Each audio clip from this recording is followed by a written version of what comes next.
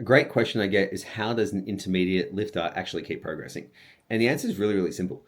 A lot of people say that the intermediates need more variety. Now, that's actually not true. In fact, it totally disregards the laws of skill acquisition and motor performance. Because the thing is, with intermediate, they actually get better adaptive capacities to training. With a beginner, they get newbie gains because they're actually getting an anabolic stimulus for the first time.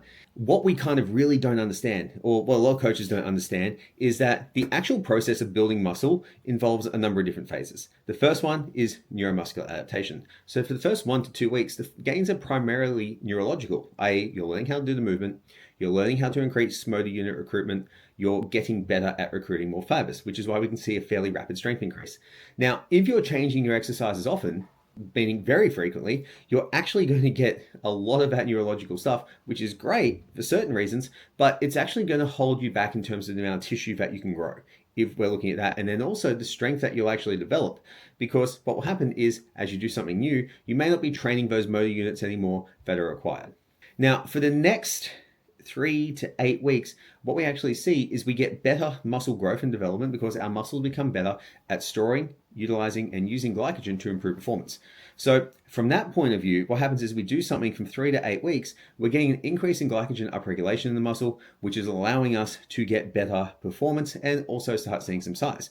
Now, from that, 3 to 8, so that 9 to 12, 9 to 13 week pass, then we're actually seeing some actual increases in the size of the fibers. Not just their ability to hold glycogen, not just their ability to recruit better, they're actually starting to grow in response to the training stresses.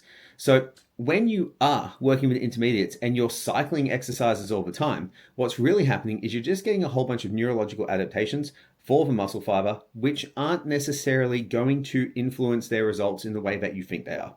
So what I recommend for most intermediates is they actually stick to exercises longer compared to beginners. Now, I recommend beginners move more, move in their exercise selection, because they can get away with more because most things are fairly anabolic to them because that new stimulus is a whole new stimulus. Okay?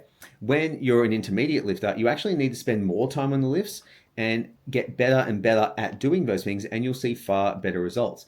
The vast majority of clients that have taken up to national level in bodybuilding and the ones who get really awesome body composition results actually stay with the same thing for a longer period of time, and they're not going to mess around with doing multiple things for the sake of entertainment. What we want to do is do things for the sake of actual volume and specificity. And if we do that, we're going to get far better results with our training program. So if you are swapping your program every 4 weeks, maybe move it out to 8 weeks, keep the same exercises, get really damn good at them, and I guarantee you'll probably get way better results.